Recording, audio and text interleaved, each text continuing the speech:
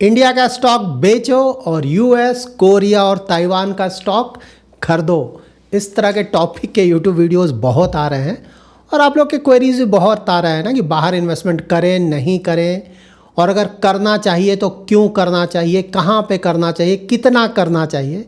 इस तरह के बहुत सारे प्रश्न आते हैं। तो इस वीडियो में आपको इन सारे क्वेरीज़ का आंसर देने जा रहा हूँ और मोस्टली आपको अच्छी तरह से समझ में आ जाएगा करना है नहीं करना है तो कहाँ करना है और कितना करना है। तो इंटरेस्टिंग वीडियो है, पूरा देखें, अच्छी तरह से समझें। पसंद आए तो लाइक और शेयर ज़रूर करें। पहली बार हमारे यूट्यूब चैनल पे आ रहे हैं तो चैनल को ज़रूर सब्सक्राइब करें।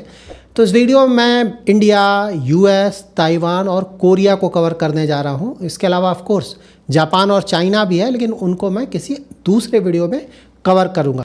सो नाउ आज के टॉपिक पे आते हैं कि फॉरेन स्टॉक्स में इन्वेस्टमेंट क्यों करना चाहिए। सबसे पहले तो ये जानना होगा ना, क्योंकि यहाँ पे बिल्कुल सही बात है कि इंडिया का जीडीपी ग्रोथ रेट तो सबसे ज़्यादा है।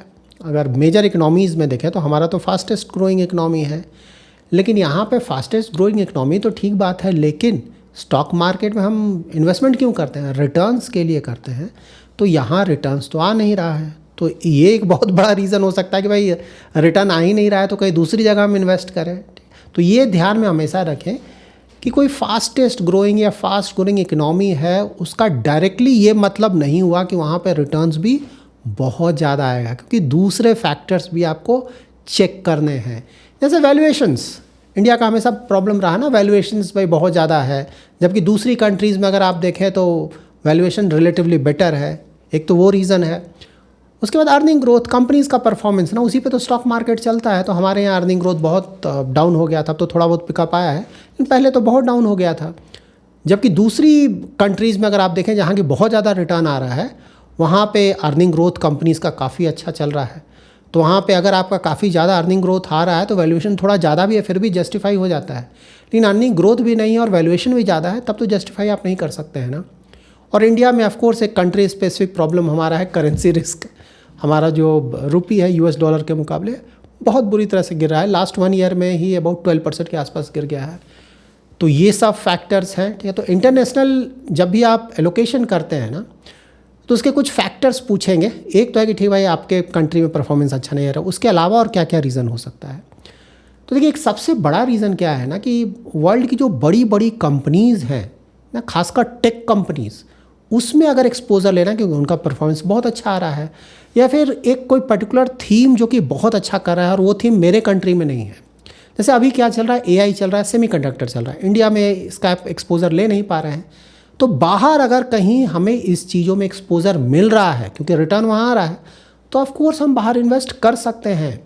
उसके बाद हमारे यहाँ करेंसी का प्रॉब्लम चल रहा है, तो अगर करेंसी डाइवर्सिफिकेशन का कुछ ऑप्शन मिल जाए, जैसे यूएस डॉलर के मुकाबले हमारा गिर रहा है, तो अगर हम यूएस में इन्वेस्टमेंट कर दें तो एक तो है कि यूएस मार्केट का जो रिटर्न आ रहा है उसके कारण हमें फ़ायदा होगा। दूसरा, हमारा करेंसी जो वीक हो रहा है उसके कारण हमारा रिटर्न्स और बढ़कर आएगा।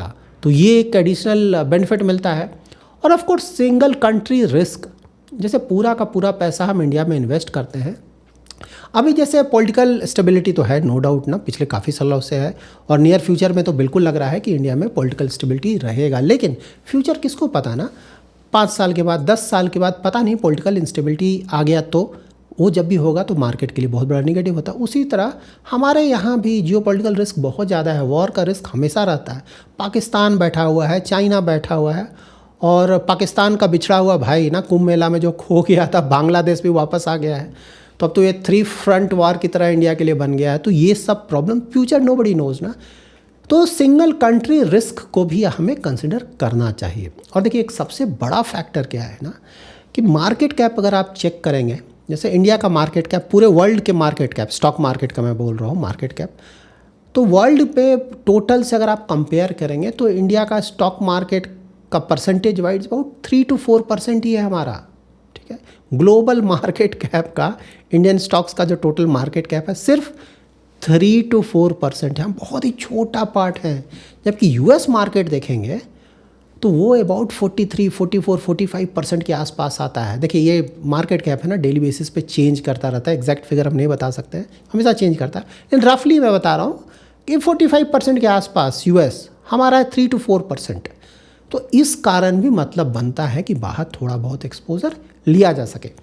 अब हम कंट्री स्पेसिफिक चेक कर लेते हैं ना, जैसे इंडिया मैंने बोला, यूएस बोला, साउथ कोरिया बोला, ताइवान बोला, सबके बारे में थोड़ा स्ट्रेंथ और थोड़ा वीकनेस चेक कर लेते हैं, मोस्टली स्टॉक मार्केट के पर्सपेक्टिव से, ताकि हमको डिसीजन लेने में और सहूलियत हो। जैसे इंडिया देख लीजिए, इंडिया का स्ट्रेंथ अगर पूछा जाए इकोनॉमी का कि भाई फ्यूचर में अच्छा कर सकता है कैसे, एक तो हमेशा हम लोग डिस्कस करते हैं ना डेमोग्राफिक एडवांटेज, हमारा जो पॉपुलेशन है वो यंग है, जबकि बाहर काफ़ी सारे कंट्रीज़ में देखें तो एजिंग पॉपुलेशन है। डेवलप्ड कंट्रीज़ तो ऑलमोस्ट सभी जगह, यूएस में प्रॉब्लम आ रहा है, यूरोपियन कंट्रीज़ में प्रॉब्लम आ रहा है, जापान में प्रॉब्लम आ रहा है, इवन साउथ कोरिया में भी इस तरह का प्रॉब्लम देखने को मिल रहा है, और इवन चाइना जो कि अभी भी डेवलप्ड नहीं हुआ है ट्रू सेंस में, वहाँ भी ये प्रॉब्लम देखने को मिल रहा है। रिलेटिवली इंडिया में यंग पॉपुलेशन बहुत ज़्यादा है, जिसके कारण आने वाले कई सालों तक हमारा इकनॉमी उनके कारण, उनका जो एफर्ट होगा, ऑफ कोर्स उन्हें एफर्ट लगाना होगा, उस एफर्ट के कारण अच्छा कर सकता है। ठीक है, हाँ यहाँ पे एक ऑफ कोर्स काउंटर बोला जा सकता है कि भाई एजिंग्स ठीक बात है, डेवलप्ड कंट्रीज में बहुत ज़्यादा एजिंग हो रहा है, इसलिए एआई ले आया उन्होंने कि भाई एआई आ गया तो ज़्यादा लोगों को काम करने की ज़रूरत नहीं, काफ़ी कम लोगों से ही काम चल जाएगा। फिर दूसरा यहाँ पे आप बोल सकते हैं हमारे यहाँ राइजिंग मिडिल क्लास। देखिए इंडिया हमेशा ही कंजम्पशन बेस्ड स्टोरी है ना, लॉन्ग टर्म कंजम्पशन, तो जैसे जैसे मिडिल क्लास और बढ़ता जाएगा, इनकम बढ़ता जाएगा, वैसे वैसे जो लोकल कंजम्पशन ग्रोथ है ना हमारा, वो बढ़ता जाएगा, जो कि कंपनीज़ के लिए बहुत अच्छा है और हमारे इकनॉमी के लिए बहुत अच्छा है। और इकनॉमिक ग्रोथ तो हमारा ज़्यादा रहता ही है ना, सालों से है, और आने वाले कई सालों तक उम्मीद है कि GDP growth wise, real GDP देखें या फिर नॉमिनल जीडीपी ग्रोथ वाइज देखें तो हम बहुत आगे रहेंगे। ज़्यादातर जो लार्ज इकनॉमीज़ है, छोटे इकनॉमीज से तो आप कंपेयर नहीं कर सकते, लेकिन जो लार्ज इकनॉमीज़ हैं, सिग्निफिकेंटली लार्ज, उससे तो हम मोस्टली ज़्यादा ही रहेंगे। और हमारा डोमेस्टिक डिमांड लेड इकनॉमी है ना, तो बाहर क्या हो रहा है उसका फ़र्क ऑफ कोर्स पड़ता है, मैं ऐसा नहीं बोल रहा हूँ कि फ़र्क नहीं पड़ता है, लेकिन दूसरे इकनॉमीज़ के मुकाबले, जो कि एक्सपोर्ट लेड इकनॉमी है, उसके मुकाबले हमारे ऊपर फ़र्क रिलेटिवली कम पड़ता है, तो ये भी है। उसके बाद मैन्युफैक्चरिंग अपॉर्चुनिटी ना बहुत ज़्यादा ध्यान दिया जा रहा है, इलेक्ट्रॉनिक्स हो गया, डिफेंस हो गया, रेलवेज़ हो गया, रिन्यूअल हो गया, तो मैन्युफैक्चरिंग पुश किया जा रहा है, जिसका एडवांटेज थोड़ा बहुत तो अभी दिख रहा है, लेकिन हाँ ये सब लॉन्ग टर्म प्रोजेक्ट होता है। असल जो बेनिफिट है ना, अगले 5 साल, 10 साल, 15 साल में आपको सही से इन सब जो भी अभी इनिशिएटिव्स चल रहे हैं उसका बेनिफिट देखने को मिलेगा। बैंकिंग, देखिए किसी भी इकनॉमी का इंजन ऑफ ग्रोथ बोला जाता है उसके फाइनेंशियल सिस्टम को, बैंकिंग को। फॉर्चुनेटली हमारे जो बैंक्स है, ज़्यादातर बैंक्स हैं, उनका जो बैलेंस शीट है स्ट्रॉन्ग है, एनपीएस काफ़ी कम है, और क्रेडिट ग्रोथ भी पिकअप कर रहा है ना, 12%, 14% के आसपास बोला जा रहा है कि क्रेडिट ग्रोथ अब आएगा, या फिर आ भी रहा है, ऐसा नहीं कि नहीं आ रहा है। तो ये बहुत बड़ा पॉजिटिव है हमारी इकोनॉमी के लिए। और कैपेक्स साइकिल गवर्नमेंट की तरफ से इंफ्रा पे स्पेंडिंग अभी भी अच्छा खासा हो रहा है, ज़्यादा से ज़्यादा रोड बनाया जा रहा है, रेलवेज़ पे ध्यान दिया जा रहा है, डिफेंस पे ध्यान दिया जा रहा है, एनर्जी पे ध्यान दिया जा रहा है, तो ये सब बहुत बड़ा पॉजिटिव है। और ओवरऑल मैक्रोज देखेंगे इंडिया का ना, फॉरेक्स रिजर्व हमारा अच्छा खासा है, इंटरेस्ट रेट ज़्यादा नहीं है, इन्फ्लेशन ज़्यादा नहीं है, fiscal deficit, current account deficit control में है, और उससे भी बड़ी बात है कि गवर्नमेंट उसे घटाने की कोशिश कर रहा है, जो कि बहुत अच्छा है। डेट भी काफ़ी हद तक हमारा मैनेजेबल है, बहुत ज़्यादा नहीं है। तो ये सब के कारण बोल सकते हैं कि इंडिया एक लॉन्ग टर्म ग्रोथ स्टोरी है, और उससे भी बड़ी बात है ये एक डाइवर्सिफाइड इकनॉमी है। यहाँ पे ऐसा नहीं कि कोई एक दो कंपनी के कारण पूरा हमारा इकोनॉमी अच्छा कर रहा है या स्टॉक मार्केट अच्छा कर रहा है। यहाँ पे बहुत सारी कंपनीज हैं जो कि मिलजुल कर काम कर रही हैं, और सबका कलेक्टिव एफर्ट है, इसीलिए इसे डाइवर्सिफाइड बोलेंगे। जबकि बहुत सारी कंट्रीज हैं जहाँ की सिर्फ एक दो स्टॉक, एक दो कंपनी के कारण पूरा परफॉर्मेंस आ रहा है, जिसको आगे मैं डिस्कस करूँगा। ठीक है, और ऑफकोर्स जैसा मैंने बताया ज़्यादातर डोमेस्टिक डिमांड लेड है, जो कि एक बहुत बड़ा पॉजिटिव है। वीकनेस में क्या बोल सकते हैं स्टॉक मार्केट परस्पेक्टिव से? वैल्यूएशंस। देखिए जब भी वैल्यूएशन का डिस्कशन करते हैं ना, तो दो तरीके से आप वैल्यूएशन देख सकते हैं। एक तो हुआ कि हमारा जो लॉन्ग टर्म एवरेज है उसके मुकाबले कैसा रहा, तो लॉन्ग टर्म एवरेज के मुकाबले सही बात है, पहले के मुकाबले देखें तो हमारा वैल्यूएशन काफ़ी हद तक अट्रैक्टिव हुआ है। लार्ज कैप में तो बहुत ज़्यादा अट्रैक्टिव है, मिड कैप स्मॉल कैप में स्लाइटली ओवर वैल्यूड है, लेकिन आप पहले बहुत ज़्यादा ओवर वैल्यूड थे, उतना ज़्यादा ओवर वैल्यूड हम नहीं है। लेकिन साथ ही एक दूसरा वैल्यूएशन पैरामीटर ये होता है कि जो FIIs हैं वो इंडिया तो देखेंगे सही बात है, लेकिन दूसरी कंट्रीज़ को भी देखेंगे ना, कि भाई दूसरी कंट्रीज़ के मुकाबले आपका वैल्यूएशन कैसा है। तो वहाँ जब दूसरी कंट्रीज़ के मुकाबले हम वैल्यूएशन कंपेयर करेंगे तो अभी भी हमारा वैल्यूएशन ज़्यादा है। तो एक तो रिटर्न नहीं आ रहा है, अर्निंग ग्रोथ नहीं आ रहा, और वैल्यूएशन भी ज़्यादा है। ठीक है, तो इसीलिए FIIs भाग रहे हैं ना। AI ट्रेड का प्रॉब्लम है या नहीं है, करेंसी लगातार डिप्रिसिएट कर रहा है, और वैल्यूएशन भी हमारा जो इमर्जिंग इकोनॉमीज़ दूसरे हैं उसके मुकाबले ज़्यादा है, रिटर्न भी नहीं है और वैल्यूएशन भी ज़्यादा है। नेचुरली नहीं आएंगे ना, भाग रहे हैं इसलिए भागते हैं वो। और एक और रिस्क है, जैसे हम मैन्युफैक्चरिंग की बात बोल रहे हैं, लेकिन वहाँ पे एग्जीक्यूशन रिस्क है भाई। ठीक है मैन्युफैक्चरिंग China+1, लेकिन जो भी प्रोजेक्ट्स आ रहे हैं या फिर जिनको लाना है, वो जो प्रोसेस है स्मूथ होना चाहिए, और जो है हाथ में उसको टाइमली हमें पूरा करना चाहिए, ये भी बहुत ज़रूरी है। वहाँ भी अगर कुछ प्रॉब्लम होता है तो बिल्कुल प्रॉब्लम आएगा। देखिए यहाँ पे आप लोग हमेशा लिखते हैं ना कि short term capital gains, long term capital gains, इसको कम कर दो, ज़ीरो कर दो। देखिए एक बात ध्यान में रखें कि सही बात है, अगर उसको कम किया जाए तो एक थोड़ा सेंटिमेंट वाइज तो पॉजिटिव होगा, लेकिन ऐसा मान कर चलना कि आप कम कर दोगे, ज़ीरो कर दोगे तो FIIs पूरा इन्वेस्टमेंट करना शुरू कर देंगे। देखिए ये सब इस तरह का थॉट प्रोसेस सही नहीं। क्यों नहीं है? बाहर के मार्केट्स में 20%, 30%, 50% का रिटर्न आ रहा है, आपके मार्केट में कुछ रिटर्न नहीं आ रहा है, तो आप थोड़ा टैक्स कम भी कर दोगे तो कौन आएगा आपके यहाँ? सबसे पहले आपको रिटर्न जनरेट करना होगा। FIIs बोलेंगे कि अरे टैक्स तो मैं तब दूंगा जब रिटर्न जनरेट करोगे, रिटर्न ही नहीं है तो टैक्स, नेगेटिव रिटर्न पे टैक्स क्या, तो लगता ही नहीं है ना। तो बात सही है आप लोग का कैपिटल गेंस, लेकिन पहले रिटर्न आना पड़ेगा।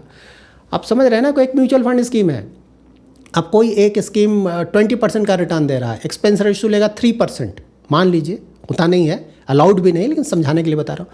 दूसरा म्यूचुअल फंड स्कीम है, वो 10% का रिटर्न जनरेट कर रहा है और एक्सपेंस रेशियो ले रहा है 0.1%, मान लीजिए। तो आप 20% वाले में ही जाएंगे कि भाई ठीक है तुम 2-3% एक्सपेंस रेशियो ले लो, लेकिन 20% इफेक्टिव जो रिटर्न आएगा बहुत ज़्यादा होगा ना। 10% वाला ठीक है भाई, तुम एक्सपेंस रेशियो नहीं दे रहे हो, कोई रिटर्न ही नहीं है, कौन इन्वेस्ट करेगा?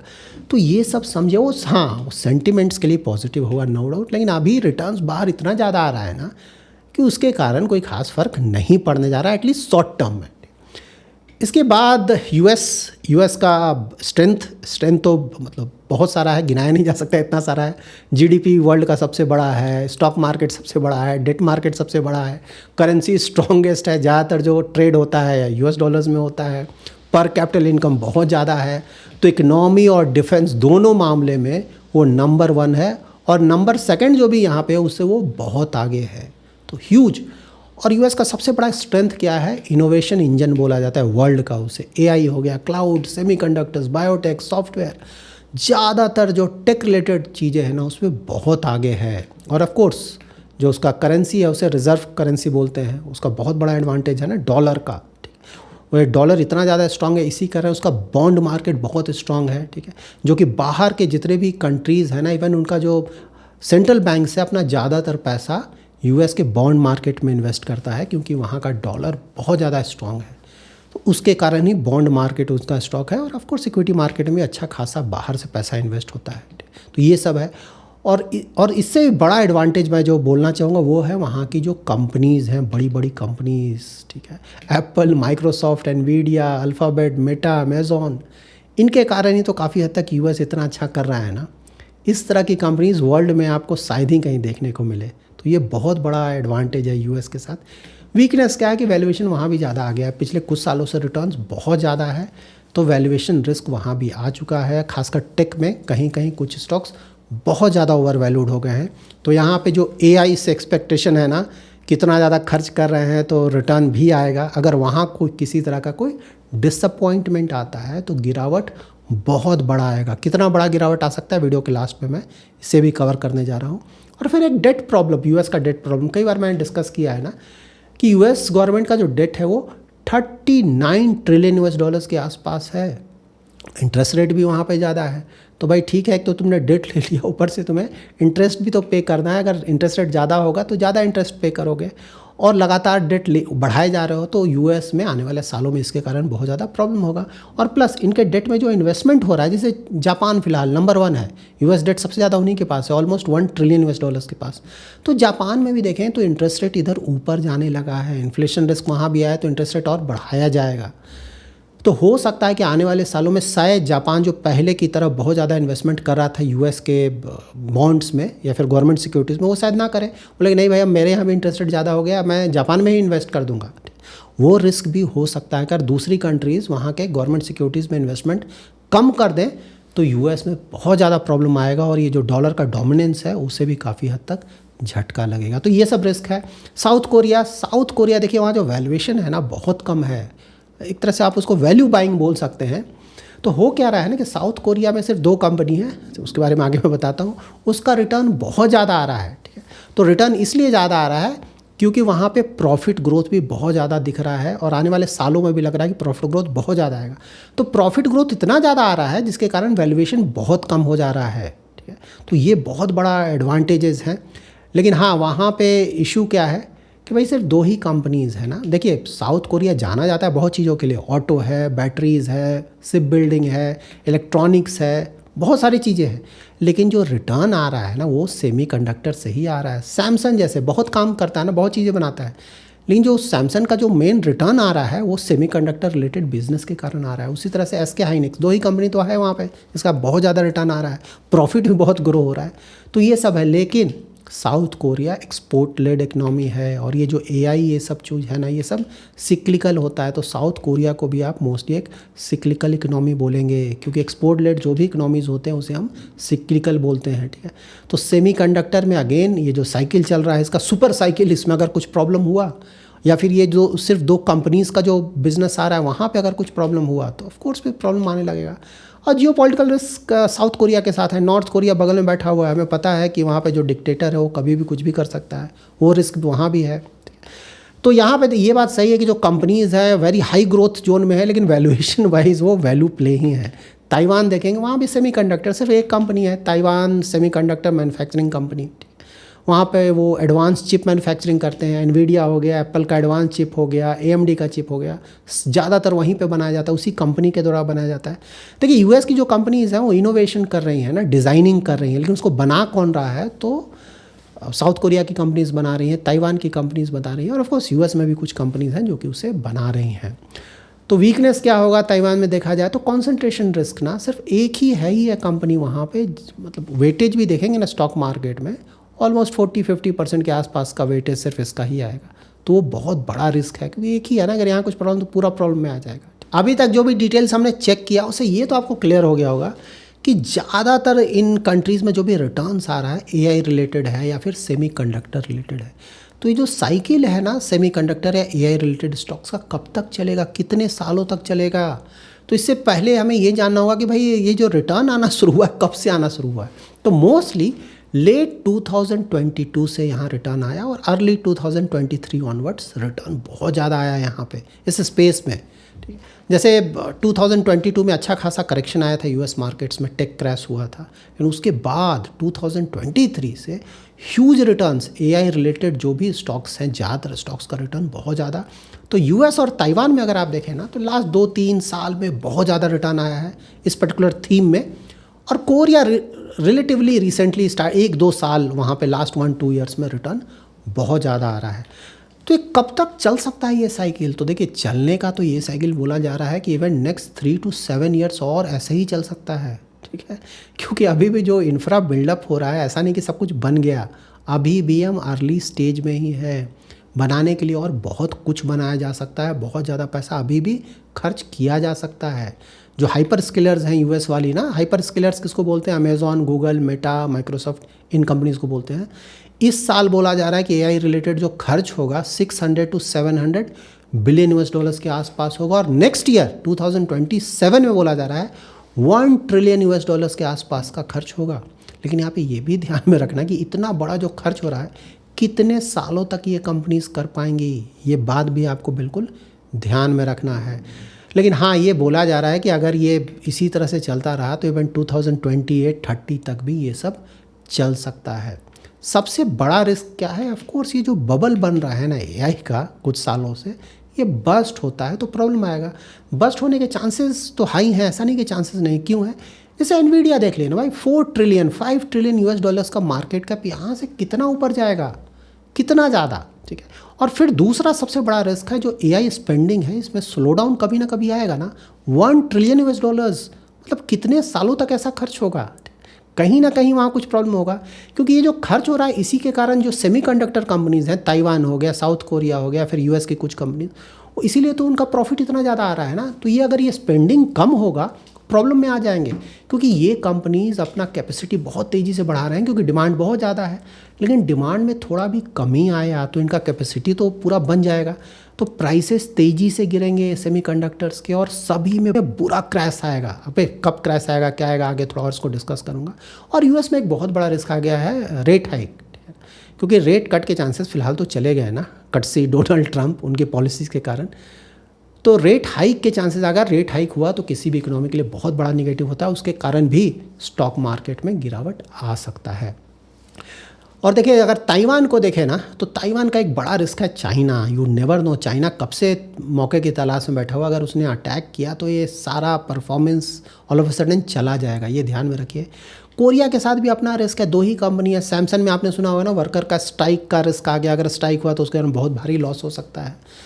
तो ये सब बहुत ज़्यादा कॉन्सेंट्रेटेड प्ले है। रिलेटिवली यूएस तो सही बात है, इनसे तो बहुत ज़्यादा अच्छा है, लेकिन रिलेटिवली ताइवान या जो साउथ कोरिया बहुत ज़्यादा कॉन्सेंट्रेटेड प्ले है। 1-2 कंपनियाँ गड़बड़ हुआ तो पूरा प्रॉब्लम आ जाएगा। और सबसे बड़ा रिस्क एआई के साथ यही है कि भाई एक तो तुम जो इन्वेस्टमेंट कर रहे हो इतना ज़्यादा, उस पे तुम आरओआई सही से जनरेट कर पाते हो कि नहीं, और मार्केट कब तक वेट करेगा आरओआई जनरेट होने का। ठीक है, तो यहाँ पे अभी तक जो भी डिटेल्स अवेलेबल हैं उसको देखकर ये लगता है, जो भी हमने अभी डिस्कस किया उससे भी आपको आइडिया मिल गया होगा कि आने वाले 1 से 2 साल में, ठीक है, एग्जैक्टली कब होगा नोबडी नोज, लेकिन रफली बोल सकते हैं कि आने वाले 1 से 2 सालों में बड़ा गिरावट आ सकता है। और गिरावट कितना होगा, 30%, 40%, इवन 50% के आसपास भी अगर गिरावट आ जाए तो सरप्राइजिंग नहीं होगा। लेकिन एग्जैक्टली कि कल होगा, परसों होगा, कब होगा, नोबडी नोज। इसीलिए तो बोला हूँ 1 से 2 साल, इस साल के लास्ट में भी आ सकता है, नेक्स्ट ईयर भी आ सकता है, और तब तक ये जो रिटर्न्स है ज़्यादातर आता रहेगा। ठीक है, तो यहाँ पे अगर कंट्री स्पेसिफिक फिर से मैं एक ब्रीफ कर दूँ तो वो यूएस देखिए अभी अर्ली स्टेज नहीं है, काफ़ी अच्छा खासा रिटर्न आ चुका है, वैल्यूएशन ज़्यादा हो चुका है, क्वालिटी बिल्कुल सही बात है, बहुत अच्छा है यूएस में, लेकिन बहुत ज़्यादा एक्सपेंसिव है। ताइवान रिलेटिवली अट्रैक्टिव है, लेकिन अगेन सिंगल स्टॉक का रिस्क है, वहाँ पे कॉन्सेंट्रेशन रिस्क है। कोरिया अगेन पूरी तरह काफ़ी हद तक एक्सपोर्ट लेड इकोनॉमी है, सिक्लिकल है, तो रिस्क बहुत ज़्यादा है, लेकिन रिस्क ज़्यादा है तो रिटर्न आने के भी चांसेस ज़्यादा हैं। ठीक है, तो यहाँ पे हमें ध्यान ये रखना है कि अगर किसी को इन्वेस्टमेंट करना है तो कोई ज़रूरी नहीं कि आप इन्वेस्टमेंट करें। ऐसा नहीं कि कोई आपको ज़बरदस्ती बोला कि नहीं तुम्हें बाहर इन्वेस्टमेंट करना ही है। ठीक है, अगर आपको इच्छा है करें, नहीं इच्छा है नहीं करें, कोई ज़बरदस्ती नहीं। सबसे पहले तो ये क्लियर होना चाहिए। इंडिया मार्केट भी लॉन्ग टर्म में ऑलरेडी मैंने बताया काफ़ी अच्छा करेगा, तो अगर किसी का लॉन्ग टर्म इन्वेस्टमेंट होराइजन है तो अगर सिर्फ इंडिया में भी है तो ऐसा नहीं कि उसका अच्छा खासा रिटर्न नहीं बनेगा लॉन्ग टर्म में। ठीक है, सबसे पहले तो ये क्लियर है। उसके बाद अगर किसी को करना है तो यूएस मार्केट, मैंने हमेशा बताया कि यूएस मार्केट में अगर कोई चाहे तो एक्सपोजर ले सकता है, पहला मार्केट वही होना चाहिए। और उसके बाद अगर कोई बहुत ज़्यादा रिस्क लेना चाहता है और ये मेंटली इस बात के लिए प्रिपेयर्ड है कि भाई अगर 1-2 साल में जो हमने डिस्कस किया गिरावट आया तो ताइवान, साउथ कोरिया बहुत बुरी तरह से गिरेगा यहाँ का स्टॉक, लेकिन उसके बाद भी अगर कोई एक्सपोजर लेना चाहता है तो ले सकता है। तो देखिए स्टार्टिंग 10 to 20% के आसपास का एक्सपोजर फॉरेन इक्विटीज़ में मुझे लगता है कि सफिशिएंट है, उससे ज़्यादा की ज़रूरत है नहीं। मेरा भी एक्सपोजर रफली 20% के आसपास है। ठीक है, लेकिन हाँ अगर कोई बहुत ज़्यादा रिस्क लेना चाहता है और उसको अच्छा खासा आइडिया है बाहर के मार्केट्स का, ठीक है, तो इवन 40-50% भी अगर जाए तो हर्ज नहीं है। लेकिन मेंटली आपको प्रिपेयर्ड होना चाहिए कि भाई कभी भी गिरावट आ सकता है। ये सिंगल थीम है और थीमेटिक फंड्स में रिस्क रहता है कि गिरावट आएगा तो बहुत ज़्यादा गिरावट आएगा, गिरावट आने के बाद 1-2 साल तक बिल्कुल गायब हो जाएगा। ऑफकोर्स उसके बाद जो अच्छी कंपनीज हैं वापस आएंगी, फिर से रिटर्न आएगा। मैं ये नहीं बोल रहा हूँ कि हमेशा के लिए ख़त्म हो जाएगा, यही ख़त्म नहीं होगा, यही रहेगा, लेकिन हाँ गिरावट आएगा अच्छा खासा, उसमें से जो अच्छी कंपनीज हैं फिर वापस आएंगी, उनका फिर से रिटर्न आने लगे। लेकिन हाँ शॉर्ट टर्म में तो बहुत ज़्यादा ब्लड बात होगा। एक्सपोजर लेने के लिए देखिए अच्छा क्या होगा ना कि जो यूएस लिस्टेड ईटीएफ्स हैं ना, या फिर यूएस लिस्टेड स्टॉक्स हैं, अगर आइडिया नहीं है तब तो स्टॉक्स में ना जाए, आइडिया है तभी जाए। तो अगर आइडिया नहीं तो ईटीएफ्स, यूएस लिस्टेड ईटीएफ्स, जैसे एलआरएस का जो रूट है ना, बहुत अच्छा ऑप्शन है। इंडिया में बहुत सारे ब्रोकर्स हैं जिसके थ्रू आप ये कर सकते हैं। और यहाँ पे ध्यान ये रखना है, सबसे लास्ट पॉइंट जो कि आपको लाइफ लॉन्ग इन्वेस्टमेंट में मदद करेगा। देखिए ज़्यादातर इंडिया में इन्वेस्टर्स क्या करते हैं ना कि लास्ट 2-3 ईयर्स का रिटर्न्स देखा और म्यूचुअल फंड स्कीम में इन्वेस्ट कर दिया। भाई 2-3 साल से बहुत ज़्यादा रिटर्न आया है तो मैं इसी में इन्वेस्टमेंट करूँगा। इन्वेस्टमेंट करते हैं और उसके बाद कुछ समय में ही पूरा स्कीम का परफॉर्मेंस डाउन हो जाता है, लगातार डाउन। उसके बाद परेशान हो जाते हैं, अरे इन्वेस्टमेंट किया पूरा ख़त्म, अभी तक तो बहुत अच्छा आ रहा था। इस बात को हमेशा ध्यान में रखें। अभी यूएस मार्केट या ताइवान या फिर कोरिया का भी वही हालात है। लास्ट 2-3-4 साल से कहीं कहीं रिटर्न्स बहुत ज़्यादा आया है, तो अभी उस फेज़ में है, सिक्लिकल है सभी कुछ, वो गिरने के फेज़ में है अभी, ठीक है। लेकिन हाँ, गिरने से पहले रिटर्न आ रहा है, हो सकता है कुछ और समय तक आता रहे, उसका एडवांटेज लिया जा सकता है, लेकिन सोच समझकर लिमिटेड एडवांटेज के लिए जाएं। ऐसा नहीं कि पूरा लालच में पूरा का पूरा पैसा वहीं डाल दें, पूरा मार्केट गिर गया, फिर आप परेशान, हैरान परेशान। तो हमेशा ध्यान में रखें कि सभी कुछ सिक्लिकल होता है। ज़्यादातर रिटर्न आ चुका है, लेकिन हाँ, यहाँ से थोड़ा रिटर्न और आ सकता है, तो उसके लिए थोड़ा एक्सपोजर लिया जा सकता है ताकि हम उसका एडवांटेज उठा सकें। लेकिन पूरा का पूरा वहीं पे एक्सपोजर ले लेना वो बहुत ज़्यादा रिस्की होगा। So that's it in this video. अगर आपको ये वीडियो पसंद आया है तो ज़रूर लाइक एंड शेयर करें। पहली बार हमारे यूट्यूब चैनल पर आ रहे हैं तो चैनल को जरूर सब्सक्राइब करें। Thanks lot for watching.